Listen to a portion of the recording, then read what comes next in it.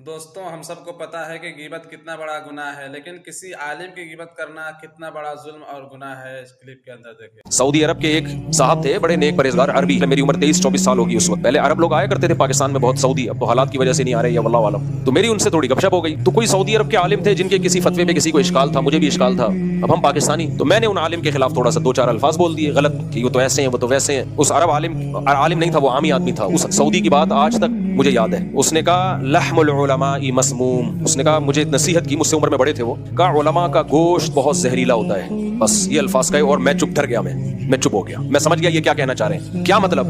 جب ہم کسی کی برائی کرتے ہیں اس کی غیر موجودگی میں تو قرآن کیا کہتا ہے کہ یہ ایسے ہے جیسے اس کا مردہ کا گوشت کھا رہے ہو آپ۔ تو انہوں نے کہا علماء کا گوشت سب سے زیادہ زہریلا ہوتا ہے۔ ایک عام مسلمان کا گوشت وہ بھی زہریلا ہے، اچھا کام نہیں ہے غیبت کر کے کسی کا گوشت کھانا، لیکن کسی عالم کسی بزرگ کا گوشت سب سے زیادہ زہریلا ہے۔ زہر کھانے سے جس کا زہر ہے اس کو نقصان نہیں ہوتا، جو کھائے گا اس کو نقصان ہوتا۔ مجھے ایسی وہ نصیحت یاد ہوئی الحمدللہ۔ اب کسی بزرگ کسی عالم سے کوئی اشکال ہو نا تو طنز یا برائی کرتے ہوئے مجھے وہ یاد